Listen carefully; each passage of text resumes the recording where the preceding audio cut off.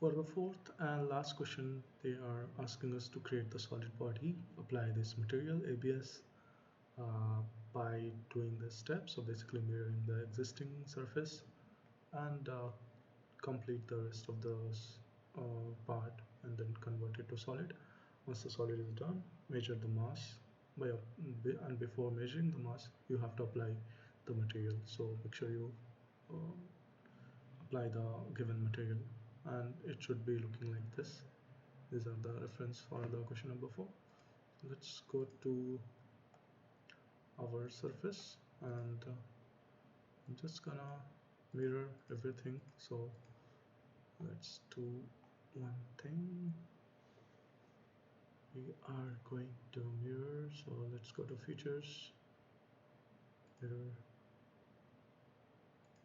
I think it should be front plane, features to mirror. I think we can give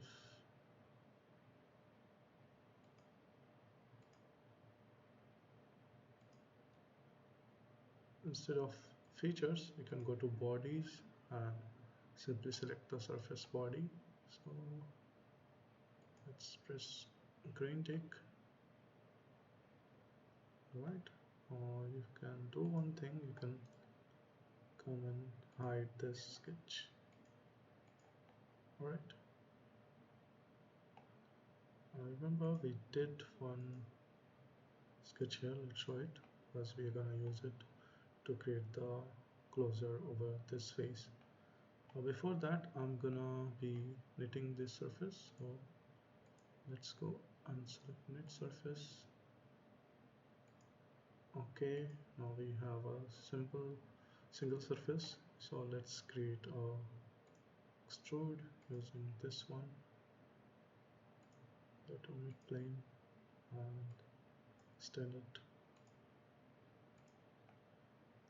The front is closed now, so let's trim the unnecessary part of that. Trim surface, standard trim tool will be our this one, and we're gonna go for remove selection, press the green tick. So it's remove now. For the last part I'm gonna be using planar surface, so let's go for planar surface, select all the edges, make sure you don't leave any edge unattended so that your result is accurate. So once it is done, press the green tick,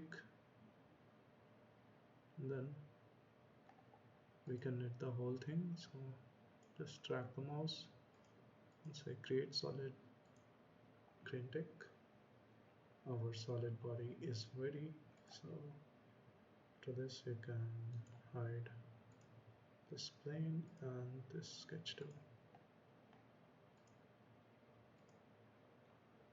and then we can measure the mass. So we have to apply the material. Let's not forget that. Right click on the material, go to edit material, and inside plastic ABS apply, close, and then we can go to mass properties to get the mass as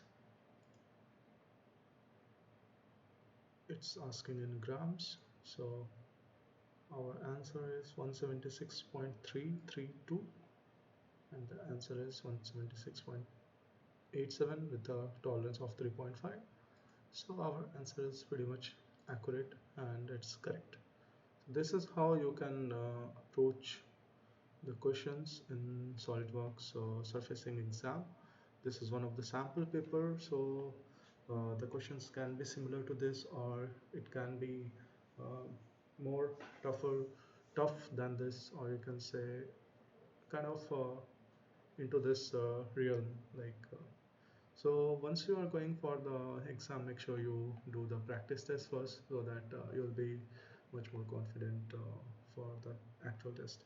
I hope you guys like this series of SolidWorks surfacing exam, and If you have any doubts, feel free to comment down below and like this video.